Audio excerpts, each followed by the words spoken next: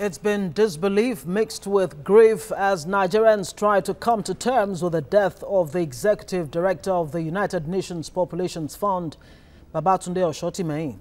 The former health minister and former head of Nigeria's AIDS agency, NACA, died on Sunday.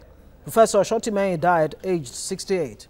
Globally respected as a health expert, he was one-time provost of the College of Medicine at the University of Ibadan. Let's discuss more about him now as we talk with medical Dr. Essiet Uwemedimo. It's good to have you on the News Hour. Thank you. No woman should die giving life. That's a quote from the late Babatunde Osotimehin, professor of clinical pathology. Over 100 nations have been expressing sadness over his passing. What can you tell us about this? Well, this speaks to the person of the late Professor Babatunde Osotimehin.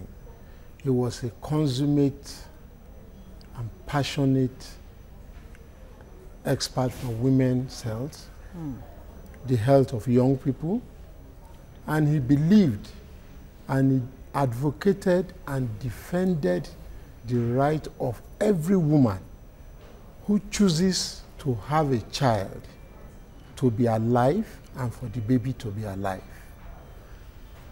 And you can see from the response across the globe to his sudden, well, I will say unexpected death, that people come to appreciate the impact he has made globally.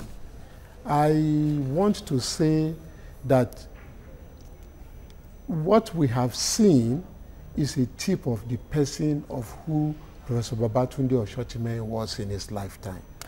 I had the privilege of working with him along so many project lines from the time he came on to NACA. You will recall that he had the singular responsibility of moving that committee into an agency. And you will also recall that during his years in NACA, almost every Nigerian knew what HIV and AIDS was all about. When he became Minister for Health, the passion with which he approached health, and if we recall, in his tenure, there was harmony in Nigeria's health sector. He was also the one who ensured that we had a new approach to gunshot victims, ensuring that their right to health was upheld, and not you first taking them to the police station and all of that. And when he came to UNFPA, he left global achievements. And I will talk about one of them in particular.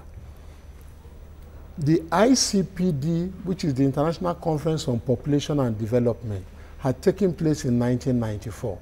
And the 20-year review was managed by UNFPA under his leadership.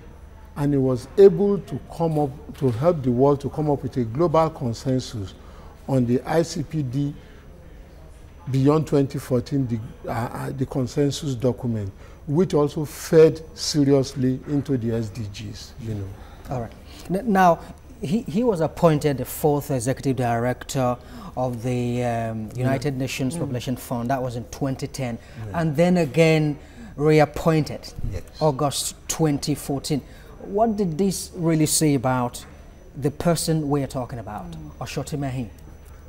It meant that first, the then UN Secretary General, Mr. Ban Ki-moon, acknowledged that his contributions were overwhelming and that he could, it's just like saying, why do you want to change a winning team? He took the UNFPA as his personal baby. He refocused and re-strategized UNFPA and made them to focus on 3 major things. He looked at population from a different dimension, and he brought us back to the issue of demographic dividend. Because when you look at the population trend globally, for the first time in the world, the population of young people hit 1.8 billion. And that has a lot of implications for especially countries in Africa and Asia, how we transform our economy. And he kept going around talking to all the world leaders that this is the right time to invest in young people. He went a step further and identified that the adolescent girl was more at risk and that something needed to be done. In the last year, particularly, he was looking at the life of the 10-year-old girl, and it became the way to project the trajectory of the young person, to say, if you fail to do the following things for this young person at age 10, she may find it very difficult to transit into responsible and safe adulthood. So in all, Professor Babatunde Osotimehin has not only been a great Nigerian, he has been a great African, and he has been a global leader for women's health and young people's health. Very briefly, before we let you go, what impact really, I mean, with this global outpouring of grief and all of that, he was obviously a global figure. Would you say that Nigeria really appreciated him in such a way as to put in place some of the things, innovations he came up with? Maternal mortality, for example, and universal access to reproductive health. I think this is an opportunity for Nigeria again to uphold the legacies of a very great Nigerian who has been on the global stage, who we did not have the full opportunity to tap into all he could deliver for this country when he served us, to say, can we use this opportunity to revisit the issue of maternal health?